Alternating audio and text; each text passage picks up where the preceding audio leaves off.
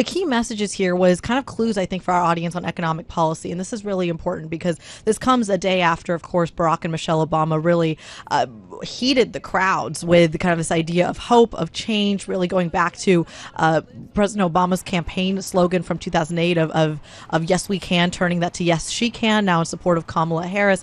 Last night really marked a little bit more of kind of clues of what economic policy may actually look like. So you had the same targets of Bill Clinton, for example, talking about really meeting kind of some of the neighbors and the skeptics of that policy where they're at. You had Oprah Winfrey echoing some of the same themes that Barack and Michelle Obama did. Remember, they're really trying to kind of harp on this idea of change, of hope for a country at a time when, remember, they're coming off of this concern from a lot of the electorate that voters were looking prior to Kamala Harris's nomination, a formal nomination tomorrow, where they were looking at two older gentlemen that weren't perhaps in touch with the American people. At least that was the criticism on both sides of the aisle. That's what they're trying to pinpoint. That's what they're trying to turn around. Is that what we're looking at then? Is this now pitch to those maybe Republican-leaning voters, those are perhaps are undecided, and try and widen the pool of people that could vote for the Democrats in the next election? They absolutely are. And this is where Tim Walz really comes in handy here, because if you look at his voting record in Congress, remember, he is the governor of Minnesota at the moment.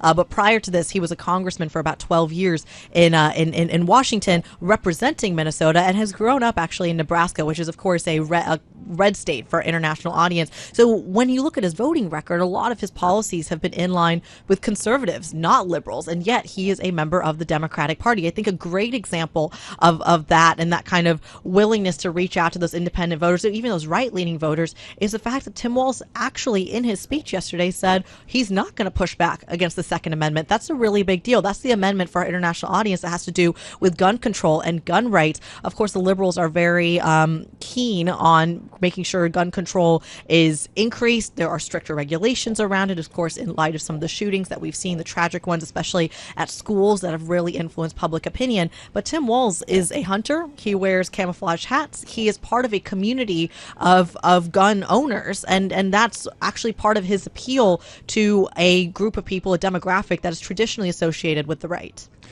What else did he, in terms of policies, focus on during his speech, which was relatively short? Yeah, it was relatively short, 15 minutes compared to, I believe, 36 minutes to J.D. Vance's at the RNC.